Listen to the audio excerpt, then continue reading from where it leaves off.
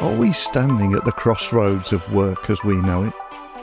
Well, today I want to dive into the evolving landscape of remote work, distributed work, and the revolutionary impact of artificial intelligence on our work lives.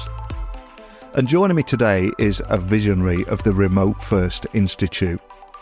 I first met him in Estonia last year, where we ended up swimming in lakes, saunas, and attending a tech conference. But he's an incredibly cool guy. He was also part of a panel at the Estonia Startup Meetup. And we got talking and I invited him on the podcast. It has took us some time to get him on here due to our busy schedules, but we've finally been able to line that up. And for his work at the Remote First Institute, they're an organisation at the forefront of shaping the future of distributed workforces. And as we navigate the post-pandemic world, I think many organisations are wrestling with that back-to-office dilemma, fuelled by a mix of fear of change and longing for familiarity of life back in 2019, where the world was a very different place. But today's guest is going to shed light on how embracing change, particularly through AI, it's not just an option, but a necessity for enhancing productivity, efficiency, and overall job satisfaction. And I also want to find out more about Remote First Institute's AI Mentor, which is designed to personalise your productivity to the insights gained from their distributed work score. So today's discussion promises to be a deep dive into the future of work, how countries as far apart as Estonia and Saudi Arabia are leading the charge in remote work adoption, and also what can we learn from them? How does AI fit into this puzzle? And how can we better automate repetitive tasks and enable us all to work smarter, not harder? Before we get today's guest on, though, I need to give a quick shout out and a thank you to the sponsors of Tech Talks Daily this month. They are Kiteworks, and in a digital age where the landscape of remote work is ever expanding, the security and efficiency of your managed file transfer solution are paramount. This is where Kiteworks sets a new benchmark, far surpassing legacy MFT tools with its unparalleled security measures and user-centric design. They've even been awarded the prestigious FedRAMP Moderate Authorization, a recognition that is not easily obtained, and they've held it since 2017 by the Department of Defense. So what I'm trying to say here is, don't let outdated technology dictate the safety and efficiency of your business operations. Simply step into the future of secure managed file transfer with Kiteworks. And you can start your journey towards uncompromised security and unparalleled functionality today by visiting kiteworks.com. That's kiteworks.com, where you can explore the future of secure data management. But now it's time to get on with the show and invite today's guest on. Buckle up and hold on tight, as I'm going to beam your ears all the way to Saudi Arabia, where today's guest is waiting to join me.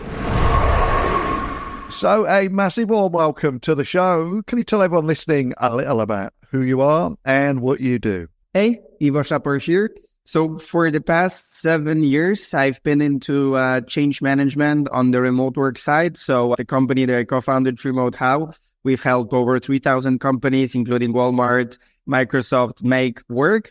So we've been dealing with change management, which is a top topic. We've been helping companies create policies, how to work, train their leaders, basically all the elements that are necessary to create a healthy and efficient organization. And last year, we started to look into AI, how AI can help professional services that are delivered by our consultants. And we launched a platform that is basically a change management platform where consultants are creating their own AI assistants to help them facilitate the change management process within the organization. So a lot of experience in the future of work change management area, and now enhancing this with AI. So that's a very short version, but I love to talk and I can talk about it for hours. Well, it's an honour to have you on the podcast. For everyone listening, we met in Estonia last year, where I saw you talking on stage about the digital nomad visa, but I know it's something that you live and breathe. And one of the things I love about your LinkedIn page is you seem to be working in a different country every time I open it up and follow your progress. But for many people listening, I think the pandemic reshaped the world of work with a greater shift towards remote working. But I've got to ask you, why do you think this back to the office battle is back? Where did that come from? And why are so many still resisting this change? Yeah, no, it's a very tough question. Because basically you need to take aside all the like business reasons and look at the pure human level. Like people are afraid of change. People like how the things when they worked. So I'm looking at the world before March 2020.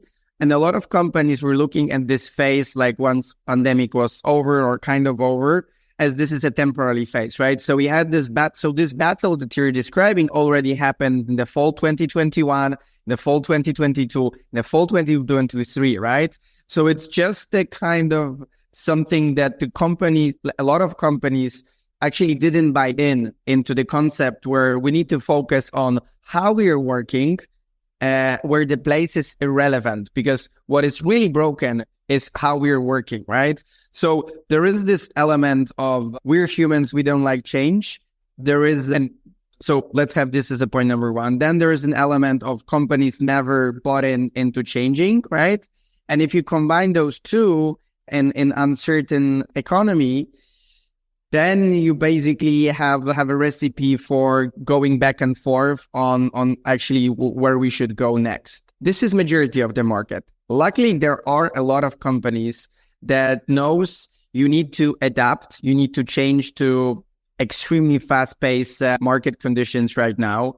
That these companies understand that you need to focus on productivity, on efficiency, but also on the KPIs around like the pure culture, making people happier. Like happy employee is that's the huge correlation to, for example, to productivity. And productivity right now is the number one challenge for Fortune 500 executives. This is number one, right? According to that Atlassian research. So if you look at all of this, like kind of zoom out, pandemic showed that companies are broken. Companies don't know where to go. Like they still try to live in the pre-COVID era when there were a lot of challenges already, and they need to make finally some decisions. So there's not like a cycle of every year we have a battle. Like now that's not happening. 100% with you. And as you said there, people are afraid of change. Businesses are afraid of change. Yeah. We're all living in an era where the speed of change is moving at breakneck speed, but it's never going to move this slow again. Before we recorded the podcast today, we were talking about the OpenAI text-to-video feature, and on the concept of change and how quickly it's moving. One of the things I love about your work as well is you've mentioned that the potential of AI to make work easier and enhance efficiency is actually a good thing and something not to be afraid of. So can you elaborate on the impact of AI and what you think it will have on the future of work, especially around things like productivity? Yes. So the biggest thing I see in AI, if I were to name one, is that you can really put best practices on autopilot or semi-autopilot. So it's no longer someone telling you how to run meetings, build culture, manage projects, write emails, etc., etc. A lot of the things you can break down into mini processes, mini workflows, things that you follow. Like even if you write a LinkedIn post, I will give you an example, right? So for example, I'm using our own platform where I developed an AI assistant to create LinkedIn post. It has 10 different stages that I'm going through. It's like a repetitive process, many things that you're doing, right? And then if you relate to what everyone, like every knowledge worker is doing, you have a lot of the things that are happening, you can break down into mini tasks, right? And this is connected with, some people are calling like standard operating procedures, this kind of stuff, right? Or like the best practices, all the things that you learn while watching self-paced courses, attending webinars, workshops, reading your HR policy on how to work, etc. Right? So the biggest thing in AI is that it can guide you, it can enhance you, right? There is this piece, of course, around like automating certain tasks, right? But as of today, we're still very far from this. And even if we reach this phase, it can already automate some stuff, but very early days. But even if we reach it, like still you would need to have a human in control on what is done and how it's done, right? So the impact is huge and it's like very personalized. So you can really define how you want AI to help you. the biggest, I would say, blocker for most people right now is to figure out the use case. It's like, hi, AI, overwhelming, but how I can actually use it, besides going to ChatGPT and just writing you an email or whatever, but actually in your workflow, how you can incorporate it into your workflow, right?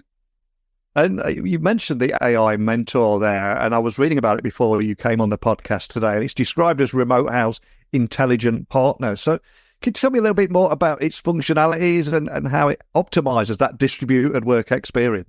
Yes. So actually, we're right now going beyond just distributed work experience. It's just work. So basically, anyone can come in and create an AI assistant that is helping them. And now you name it with what? And I will give you one specific example. You can have your own productivity partner that is with you through the whole day. You're starting the day. You're sharing what's your plan for today. It helps you prioritize your tasks. You connect your calendar so it knows already that this person has 4 meetings already. So we cannot plan too much stuff because 2 hours already taken, for example, right? Then it schedules your deep work sessions. So you have specific time when you're working on specific tasks that were planned for you before. Then you're starting a Pomodoro session within the assistant. You're clicking play and then 25 minutes start to roll. And then you finish and I feel a sense of accomplishment because I planned this specific task and I did it. Whoa, let's go. Next one, right? And then at the end of the day, you summarize it with AI, with the checkout. How was it? Feedback for the next day. And then you go into next day and such, right? So we are really looking at very specific use cases, how you can have your own AI assistant to boost specific, either to boost productivity or to streamline your communication, creation of reports, whatever it is, right? So it's very exciting for us because for so many years, our operation, our way of working with a customer was mainly talking and producing documents, right? But then it's on the customer, right? What happens? Here you can actually give the superpower that remains with you and helps you implement whatever you want. And mostly we're focusing on work habits. So then you can basically work smarter, not harder. And of course, you can only improve what you measure. And a lot of people hear about things like AI and remote working and all the big buzzwords. But for business leaders, they're going to be thinking, hey, but how do I measure this? How can I see it makes a difference? And I understand that you... Perfect question. Called, yeah, I know you mentioned the distributed work score, which evaluates remote work capabilities across so many different areas. Can you just walk me through the areas and the significance of that measurement? Yeah, 100%. So our MVP actually of the AI Mentor was to create a diagnostic tool to see how well your team is operating as a distributed one. So an employee was talking with AI for a 30 to 45 minutes. Talking about communication, collaboration, leadership, company culture. Basically, we're checking 120 work insights. So AI has a job to gather the information about 120 things and ask follow-up questions. So really a full overview, right? Then the user gets not just the score, but also an overview on all these areas, charts and data analysis, and then also recommendations, right? But then if you look at the real kind of deal, which is the metrics, how you're progressing. So this is a starting point. This is kind of a snapshot. This is where you are, or this is where your team is or your company. Now let's think about how we can take this forward and also measure this. So the magic with AI assistants in general is that whenever you're using this regularly and you're interacting, you're producing data, and this data can be analyzed and help you as an individual or as a company get a better overview of where you're heading, what are the metrics, etc. Right? And this is actually one of the biggest pain points when you're doing change management. It's how to measure the change, how to measure the impact, right? You cannot only look at the revenue, for example, right? There are a lot of mini metrics, even on a day-to-day basis, right? So for instance, coming back to the productivity partner example, you can have a productivity streak, like on Duolingo, right? Duolingo, you have these streak, how many days in a row you're doing something. So you can have the same, right? You can track how much time you spend in deep work. You can track, so it's not just the day-to-day interactions and help, but also the data that you're gathering along the way that helps also to establish a more transparent workplace. Transparency these days is one of the biggest issues when we're talking about the company culture that is actually affecting the ability to be a happy and efficient distributed team or a company, right? And you just seem miles ahead of others in emphasizing the importance of measurement in evaluating remote work capabilities. But it's not just the measurement. I believe you also use AI to assist in tracking and analyzing those metrics too, right? Yes, 100%. Basically, not everyone can afford hiring KPMG, PwC consultants to come in and create you crazy long reports and keynotes, etc. Right? So that there is a huge potential. And so what we're doing into getting the data, quickly analyzing this, and giving you output. Right? The capabilities are huge. You can think about that right now. AI in general is like a very smart intern. So it needs a lot of context, and then it can perform actions on really a top-notch level. But the problem that most people have is that you're not giving the context in the right way, or you're not giving enough context, right? So that's kind of the piece that if we don't teach ourselves and if we don't use the tools that gather this data properly, then the analysis will be also far from perfect. And I've got to ask, I know you're biased, but do you think eventually everyone will get an AI assistant to work smarter? And how do you see it all playing out and the evolution of work, the future of work? Where do you see it all heading? Yeah, of course, I would say that every knowledge worker should have an AI assistant. Like back in the days, it's still the case that you have executive assistants, right? Or like virtual assistants, etc. Right? So now think about it that the price drops 10, 100 times, like whatever the number you can come up with. And then it becomes faster and like more skilled and has a more robust coverage of specific tasks that it can do, right? So everyone, it's not just about implementing best practices, but it's also the things that we hate to do or we forget to do, etc. So think about what you would like to outsource or like semi-outsource when you're still guiding. And this is the part that is more of a future potential. Right now, what works best if it's like really human guided thing, right? Looking into the future, couple of years from now, there will be more and more autonomous agents. So truly AI that is doing stuff on their own, right? And even autonomous agent that is getting a goal, like what they should achieve without telling them exactly what to do. So you're saying, a simple example, please do this research on a specific market, specific country, and that's it. And then AI is like, okay, in order to do the research, I need to go online, find this, then and synthesize it. So it's like, I don't know, 20 things, and it's going one by one.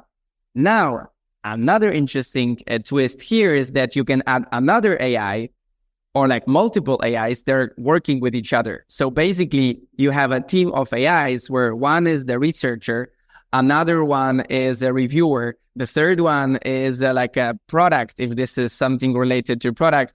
The fourth one is a marketing person that will be marketing person, AI, and that will be marketing this research. And at the end, you have a CEO that approves it, right? So you have multiple agents working with each other to deliver a specific results.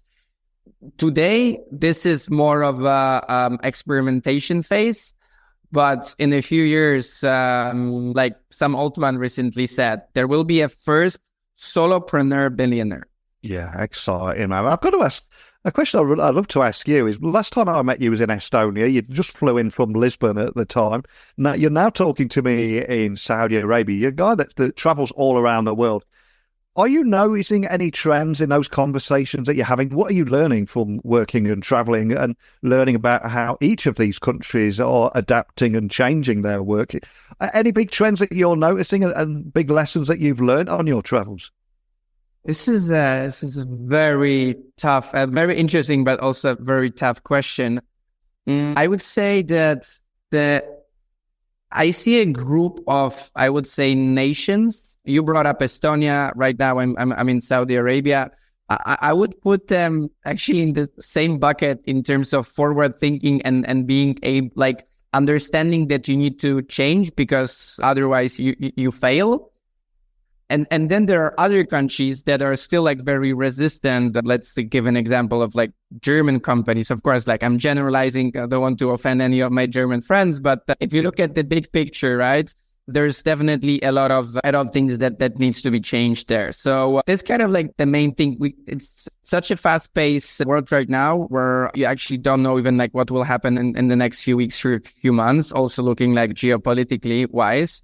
So more on the personal level, I would say that we need to start bracing ourselves that one day you might be forced to be a nomad, not a fancy digital nomad, but something will force you to like change. It can be a war, and it could be a migration crisis, whatever it is, right?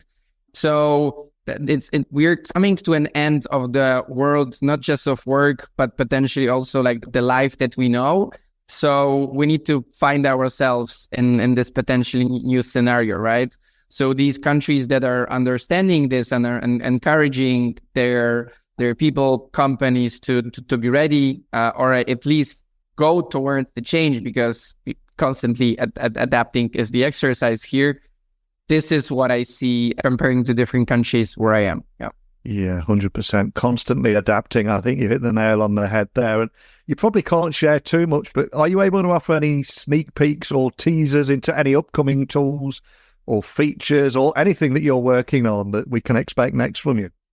Yes. So one big thing is that we recently launched a creator for AI assistants where you can connect your work tools and customize it however you want, and we'll keep adding more stuff there. And the second thing is that we are basically taking the platform and packaging this for consultants, so people that are dealing with change management, consulting companies, etc., to run the whole process end to end on our platform. So from the individual, if we have individual contributors, so like team leaders, more and more robust abilities for the AI assistant to work smarter, not harder. And then if we have some change makers with us, we can make the change management process way more seamless and efficient. So those are the things that we're focusing on. Unfortunately, so last year for 10 months, I was able to work 4 days a week, which I was extremely happy about, that I've managed to fight my workaholism. But then last year it kind of changed. So again, I'm on the 6-day kind of shift. So that's why there's also like a lot of things happening. So I mentioned that 2 actually very big projects, and it's not even the full scope. So it's exciting for everyone that is listening to us. Ask yourself an honest question if you're truly embracing the huge shift that is happening. And then if not, figure out how you can do baby steps into finding your new or like your adjusted place and the new reality. Maybe it's upskilling, maybe it's reskilling. It's very different for everyone, but make some moves, please. Yeah, and I think that's a powerful moment to end our conversation today. But thank you for sharing your insights. But before I let you go, as someone that does a lot of traveling, I would expect you've got a Spotify playlist and a couple of books. So I always ask my guests, is there a song that you can add to our Spotify playlist, or a book that means something to you that we can add to our Amazon wish list? I don't mind which you leave us with, but what would you like to leave everyone listening? Yes, 100%. Actually, I'm pulling up my Spotify right now, and let's do actually Asa by Cats and Dogs. Yes, yeah. Cats and Dogs, if you don't know them, big electro, actually also from Poland, but they're well known. And the last tune, Asa, is killing it. What a great choice. I'll get that added to the Spotify playlist. And anyone listening wanting to find out more information about you, whether they want to connect with you on LinkedIn or find out more about your work, can you point them in the right direction of what website and where you'd like them to connect with you? I think best LinkedIn, Iwo Szapar, just find me. Or you can look up Remote How for the remote work related stuff, or AI Mentor at the Remote First Institute website. So those are the things. But the simplest way, just go to LinkedIn, connect with me. I'm posting almost daily. So let's keep in touch there. Fantastic. Well, again, I'll add a link to that so people can find you nice and easy. We covered so much in a short amount of time today, from the back to the office battle, as we were all experiencing now, and how AI will actually help make life easier, make work easier. And actually, it's nothing to be afraid of. But more than just thank you for sharing your insights today. Thank you so much. Thank you for having me. talking about the Remote First Institute, highlighting a world where AI not only complements but enhances our work lives. Through tools like an AI mentor, I think we're seeing firsthand how intelligent technology can optimize our daily routines, making remote work not just feasible, but preferable. And that back to the office battle, as today's guest pointed out, is rooted in fear of change. A fear that, once overcome, opens up a plethora of opportunities for productivity, for efficiency and personal growth. And as we look to the future, with predictions of AI becoming an integral part of our work environment, the message is clear. Adaptability, continuous learning and embracing technology. These are the keys to thriving in this new era. But hey, you've heard from me, you've heard from today's guest. What does the future of work look like to you? Do you see AI as your ally in navigating the complexities of remote work or the future of work? Please join this conversation. Share your thoughts on how we can all work smarter, not harder in the years ahead. And you can do that by emailing me, Twitter, LinkedIn, Instagram at Neil C. Hughes. I'd love to hear your thoughts on this, because it's your insights, your engagement that fuel our journey and the heart of technology's impact in the world that we all share. So until next time, keep innovating, keep adapting, and let's continue to shape this world of work together. But enough from me. See you all tomorrow.